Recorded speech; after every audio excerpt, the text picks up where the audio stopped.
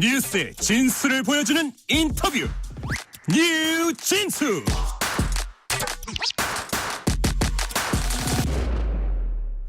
뉴스의 진수를 보여주는 인터뷰 뉴진수. 어제 부산에서 귀가하던 20대 여성이 40대 남성에게 무차별 폭행당한 일이 있었다고 합니다. 청취자 여러분들, 이른바 부산 돌려차기 사건 기억하실 텐데요. 유사 사건이 발생한 것을 보면 아직도 현재 진행형인 것 같습니다. 당시 이 사건 CCTV 영상도 공개되면서 정말 큰 충격을 받으셨을 겁니다. 사건 자체도 문제지만 이 수사와 재판 과정에서 이르면서 피해자분은 힘든 시간을 또 보냈다고 하더라고요. 특히나 대한민국의 민형사 사법 제도 전반을 다시 한번 살펴보는 계기가 되기도 했습니다. 오늘은 이 피해자분께서 저희 뉴스레터 K 스튜디오를 찾으셨습니다. 지난 2년 가까운 시간의 기록을 담은 책을 출간하신다고 하네요. 형사사건 피해자에서 사회활동가를 거쳐서 이제는 작가로 활동 반경을 넓히고 있는 분입니다. 필명은 김진주 씨고요. 모셔보겠습니다. 안녕하십니까? 안녕하세요. 예.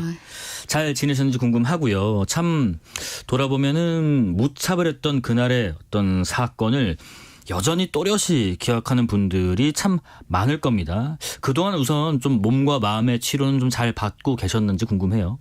다행히 잘 치료 중에 있고요. 꾸준히 병원을 다니고 있습니다. 아, 그러시군요. 다행입니다. 저희가 그 필명 김진주 작가님으로 소개를 해드렸는데 청취자분들에게도 간단한 자기소개랑 또 인사 부탁드릴게요.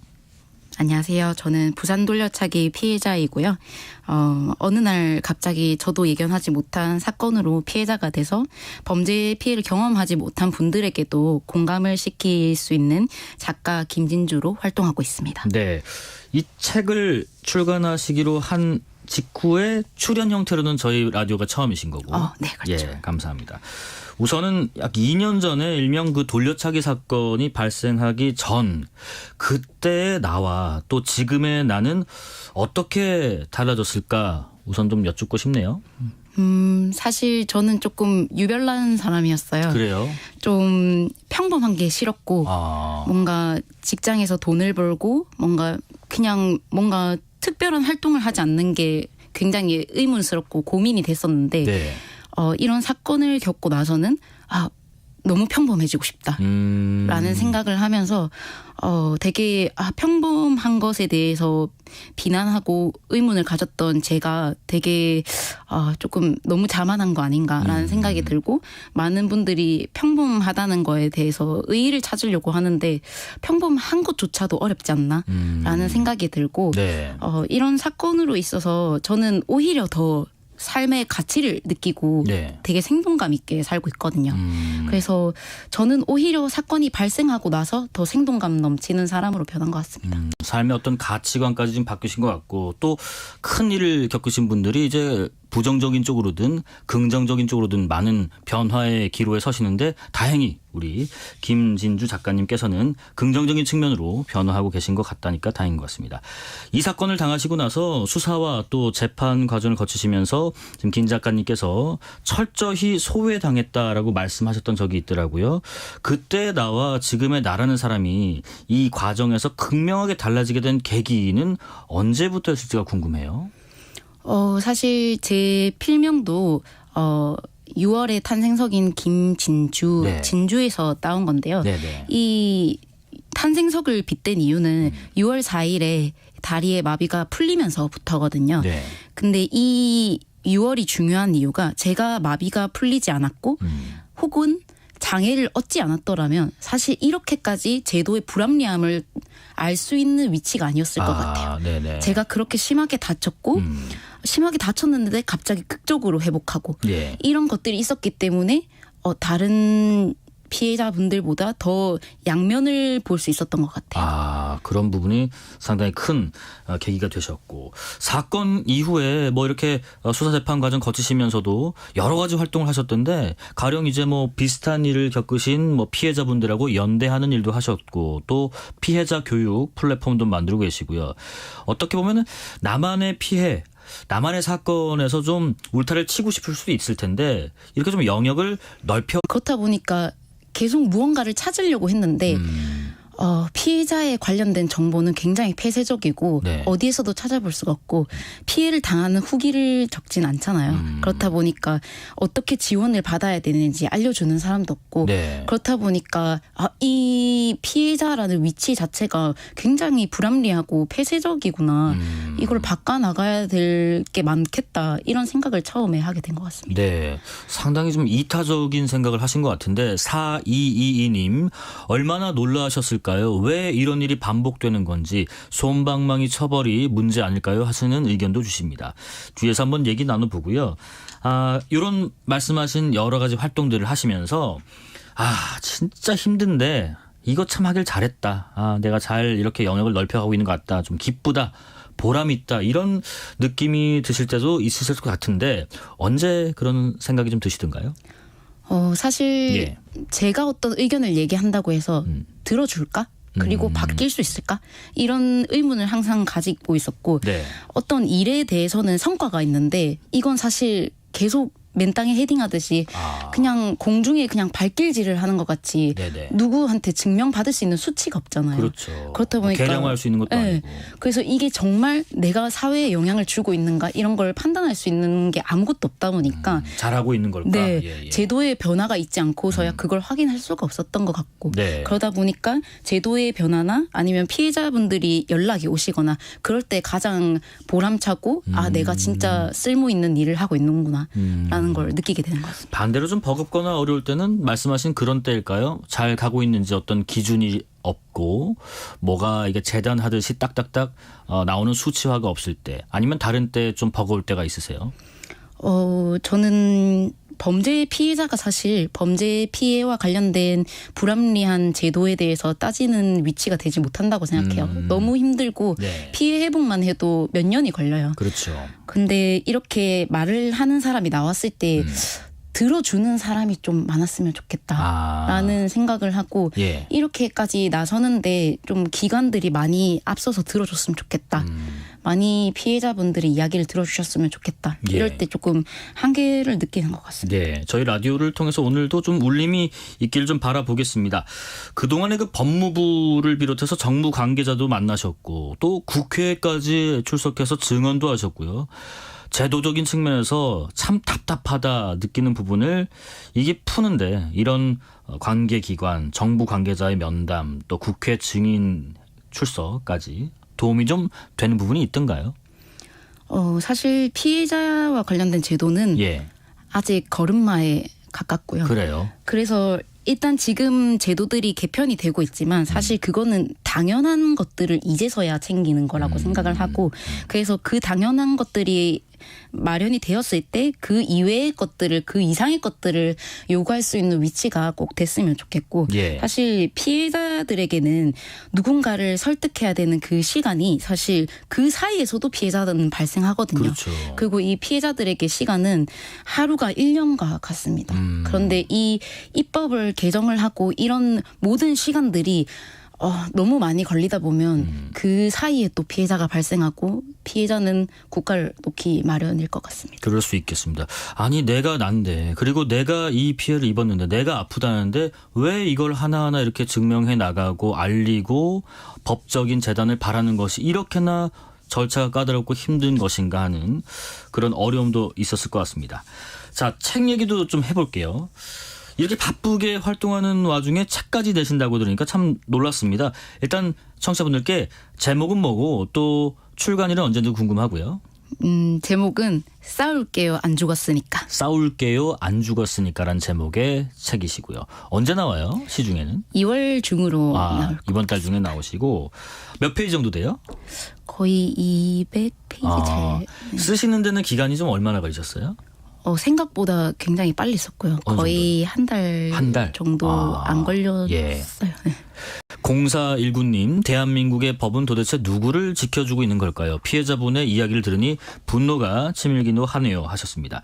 이게 참 정리된 생각을 글로 남기는 게 쉬운 일은 아닙니다. 어떤 계기로 내가 책을 좀 써봐야겠다 생각하셨어요? 일단 많은 분들이 이 사건에 대해서 아시겠지만 네.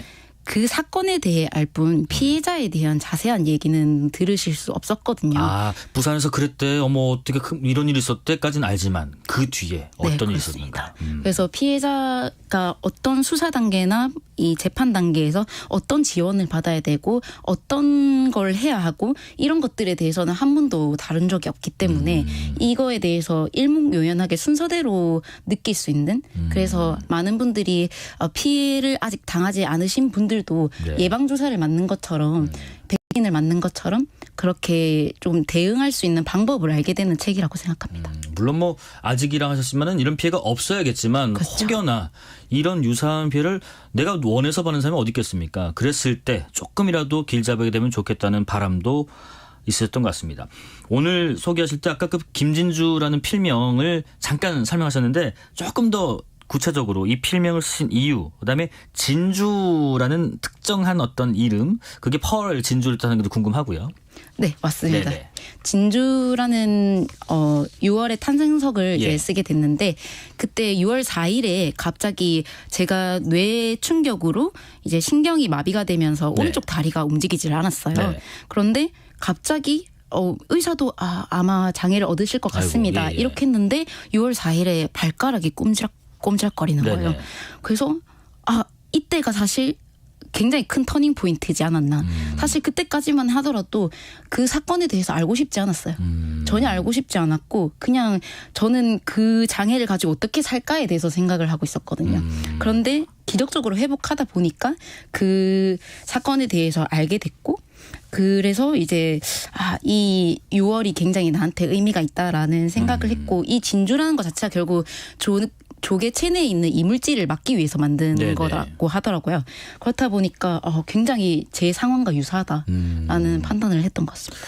책의 카테고리는 어떻게 돼요? 다 이렇게 어떤 가이드라인을 주는 식의 전개인가요? 아니면은 뭐 당시 피해 사건 당시 날부터 쭉 이렇게 뭐 에세이 비슷하게 내려오는 그런 문체인가요? 어떻게 구성되어 있나요? 굉장히 순차적으로 되어 예. 있고요. 네. 수사 단계부터 저는 어떻게 보면 수사 단계나 이런 단계에서 좀 소외를 당했지만 그런 단계에서부터 피해자가 갖는 심리라던가 네. 그리고 재판 단계에서 일어난 보복 범죄와 관련된 부분 그리고 많은 피해자분들을 만난 이야기 그리고 국회나 이제 법무부 장관님을 만나가지고 예. 이제 했던 얘기들 이렇게 조금 디테일한 이야기와 함께 전문가분들과도 함께 얘기를 나누면서 그런 알찬 정보들이 다 담겨 있습니다. 글을 쭉 써내려 가시면서 한 달 되는 기간 동안에 혹시 스스로의 작가로서 혹은 뭐 필명 김진주로서 정체성의 어떤 변화도 있었는지도 궁금해요.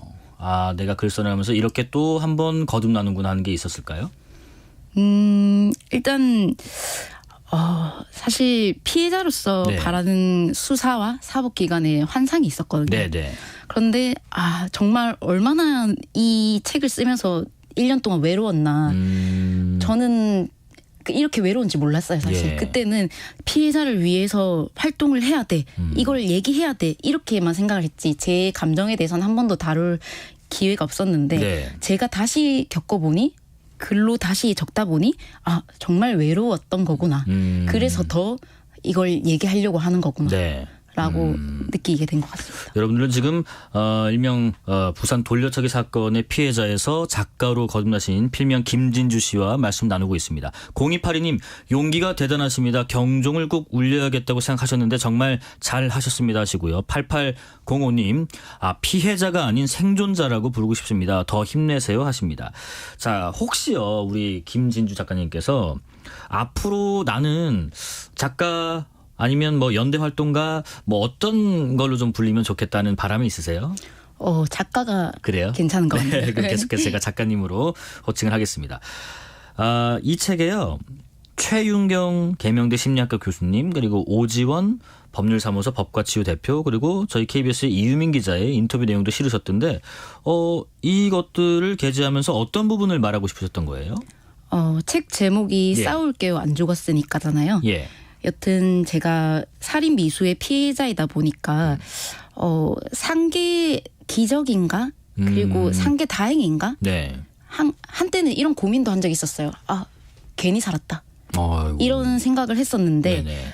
일단 살았으니까 싸워보자 라는 생각으로 이제 싸우게 됐고 네. 결국 저는 가해자랑 한 번도 싸운 적이 없거든요. 결국은 사법체계와 싸웠고 미디어와 싸웠고 사람과 싸웠거든요. 예. 그렇다 보니까 이제 그런 전문가들에게 이게 정말 저 혼자만의 생각인지 아니면 이 사회에서 두드러지는 양상인지 이거에 대해서 전문가분들이 전문가적으로 이렇게 분석을 하시면서 얘기를 해주셔서 네. 굉장히 피해자분들에게 또 도움되는 정보들이 많이 담겨 있습니다.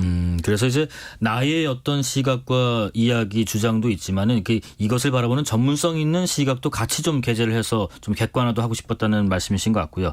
책 목차를 또 살펴보니까 하나 또 눈에 띄는 게 법무부 장관과의 대화라는 대목이 있던데 당시에 무슨 얘기가 오갔었나요? 그때는 사실 이야기를 좀 단호하게 했었는데요. 예. 피해자와 관련된 불편한 점을 얘기해달라고 하셔서 제가 조금 지금 생각하면 조금 발칙할지도 모르지만 예. 피해자의 인권이 지금 너무 지원이 너무 미흡한 건 사실 아니냐. 이걸 어떻게 한 통화로 끝내냐. 그러면서 이제 제가 메일 주소를 주시면 관련돼서 문서를 정리해서 보내드리겠다. 그래서 거의 한 5장, 8장 이 정도를 보냈었던 것 같고 네. 그래서 이와 관련해서 뭐 보복 범죄를 일으키게 하면 안 된다. 그리고 양형 기준이 정말 결과와 관련 없는 반성이나 인정 같은 부분 그런 것들은 있어서는 안 된다. 그리고 피해자가 알려고 할 때 이 연락 복사를 제한하는 건 말이 안 된다. 이런 부분들을 좀 고쳐달라고 얘기를 했고 그리고 그걸 들으신 한동훈 법무부 전 장관님이 이제 범죄 피해자 지원 TF 부서를 마련해서 예. 지금도 계속 시정 중에 있는 걸로 알고 있습니다. 아, 이어가고 있나요? 네. 네네. 책 말미에요. 난 보복 편지 말고 회복 편지를 보낼래라고 달린 소제목 부분도 눈에 띄던데 이게 뭐 가해자와 관련된 내용일까요? 어떤 의미가 담긴 소제목인지 궁금하네요.